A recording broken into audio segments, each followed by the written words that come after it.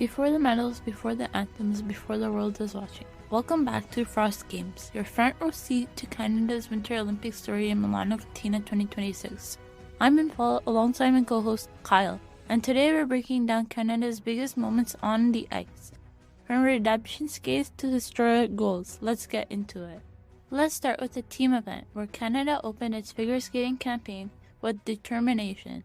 Team Canada finished 5th overall, narrowly missing the medal round in a tightly contested field. Strong performances across disciplines kept Canada competitive, but it wasn't quite enough to break into the top 4. It wasn't the podium result they hoped for, but it set the tone. Canada was in the mix, and that momentum carried straight into the individual events.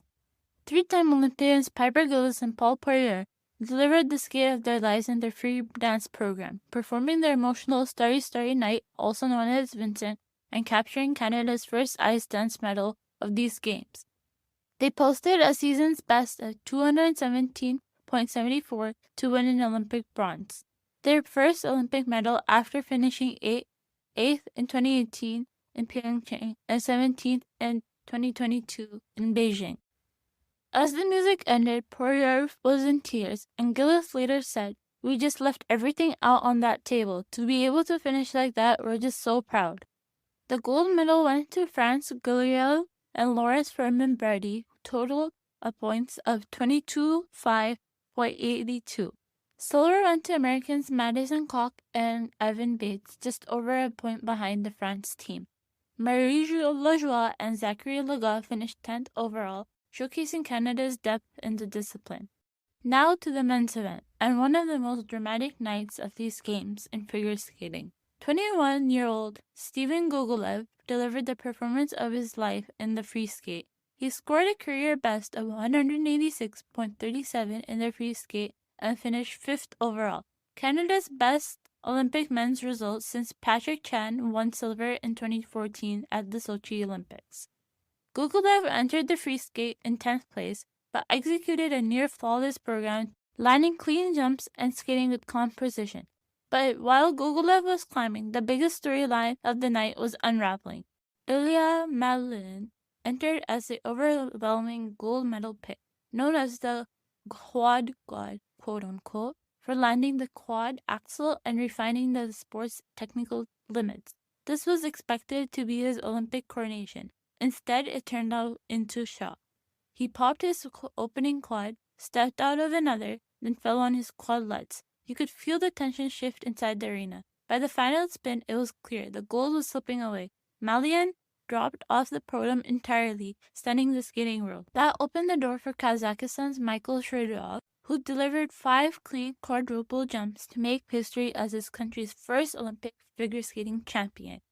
Now to women's hockey, where Team Canada's tournament has been defined by resilience. Canada opened with a dominant win over Switzerland and Czechia, but without the injured captain Marie-Philippe Poulin, Canada suffered a 5-0 loss to the U.S., the most lopsided Olympic defeat to their rivals in history. It was a wake-up call. Canada responded with a 5-0 win over Finland, then came the turning point. Poulin returned in the quarterfinal against Germany and scored her 18th Olympic goal, tying Leo Wikschner for the most Olympic goals in women's hockey history. In the semifinal against Switzerland, she scored twice again, becoming the first woman in Olympic history to reach 20 career goals. Now it's the rematch everyone expected, Canada versus the United States for Olympic gold. The Americans have outscored opponents 31-1, but Canada has Poulin healthy, historic, and rising in the biggest moments.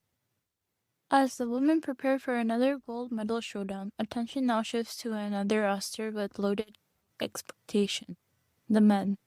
With NHL stars back on Olympic ice, the pressure is different. The spotlight is brighter. Over to you, Kyle.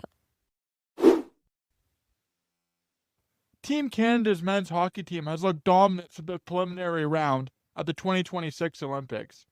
They finished undefeated in Group A, going 3-0 with wins over Czechia, Switzerland, and France, showcasing strength on both ends of the ice. In net, Jordan Binnington posted a 5-0 shutout against Czechia and allowed just 2 goals in a 10-2 win over France. Logan Thompson added a 5-1 win over Switzerland. The goaltending has been steady and reliable. Offensively, Canada has been explosive. Connor McDavid leads the tournament with 9 points, setting the Olympic record for most points through 3 games featuring NHL players. Sidney Crosby has 6 points and became Canada's all-time Olympic scorer among NHL players. 19-year-old Macklin Celebrini has 6 points, while Nathan McKinnon, Mark Stone, Cale Makar, and Mitch Marner are all averaging over a point a game. Canada heads into the quarterfinals as one of the clearer favorites. While hockey commands the spotlight, another Canadian tradition is quietly building momentum: curling. Canada's rinks are grinding through tight round-robin matches where a single shot can flip the standings. Playoff spots are tightening, and the margins are razor-thin, and history tells us you can never count Canada out on the sheets. Moving on to the women's curling side of things, skipped by Rachel Homan, Canada currently holds a 4-3 record in the 10-team round robin. That places them right on the playoff line, with only the top 4 teams advancing to the semifinals. Canada has picked up key wins to stay in the hunt, but consistency will be crucial in the final games. They have 2 round-robin games remaining, February 18th against Italy and February 19th against South Korea.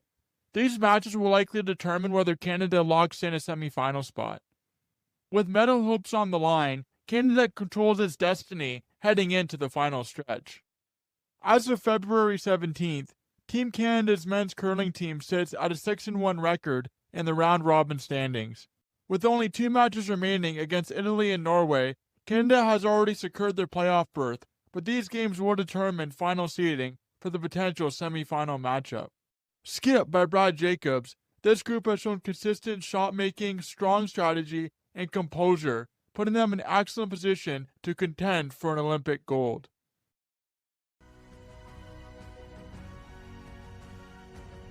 From a 5th-place team to Piper and Paul capturing a long-awaited Olympic bronze, Steven Gogolov rising in a night of chaos, to Marie-Philippe Poulin rewriting Olympic history, these games have already delivered heartbreak, history, and redemption, and we are far from finished.